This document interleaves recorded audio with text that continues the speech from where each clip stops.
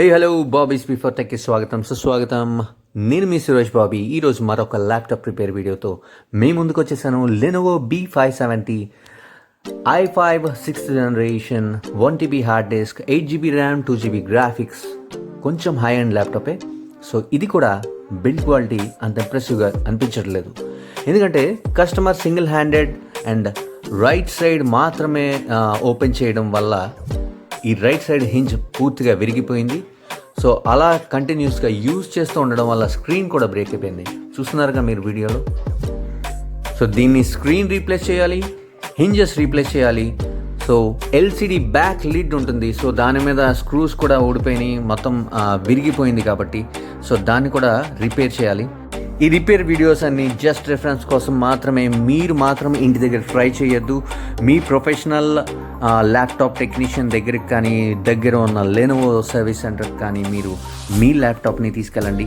So వాళ్ళైతే చాలా పర్ఫెక్ట్గా చేసేస్తారు, ఎందుకంటే వాళ్ళ దగ్గర ఎక్విప్మెంట్ టూల్స్ అన్నీ అవైలబుల్గా ఉంటాయి. సో మీరు రిపేర్ చేయడానికి ట్రై చేస్తే మాత్రం ఫర్దర్గా ల్యాప్టాప్ని డ్యామేజ్ చేసే అవకాశం ఉంది.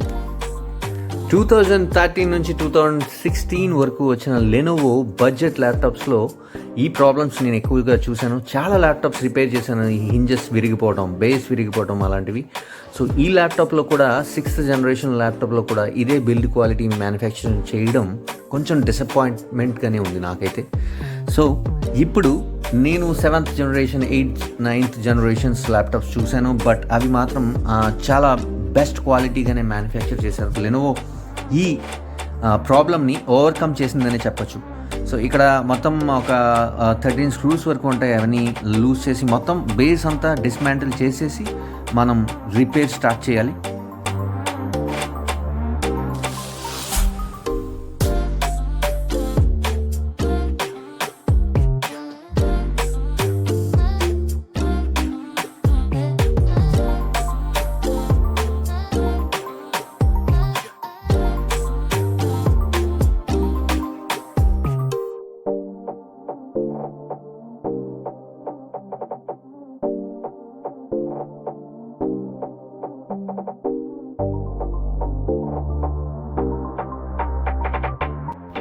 So friends, please don't try this at home. మీరు ప్రొఫెషనల్ ల్యాప్టాప్ సర్వీస్ సెంటర్కి మాత్రమే మీ ల్యాప్టాప్స్ని తీసుకెళ్ళండి. సో ఇది జస్ట్ రిఫరెన్స్ వీడియోస్ మాత్రమే, ఎందుకంటే మీకు కొన్ని టిప్స్ చెప్పడానికి ఈ రిపేర్ ప్రాసెస్లో నేను మీకు కొన్ని ల్యాప్టాప్ టిప్స్ చెప్తూ ఉంటాను. ఈ వీడియో చూసినప్పుడు మీకు అర్థమవుతుంది. సో మీరు ఇంటి దగ్గర మాత్రం ట్రై చేయకండి, ఎందుకంటే ఇవన్నీ చాలా కాంప్లికేషన్స్ ఉంటాయి. ఒక్కొక్కసారి మదర్ బోర్డ్ డ్యామేజ్ అయిపోవచ్చు, స్క్రీన్ డ్యామేజ్ అయిపోవచ్చు.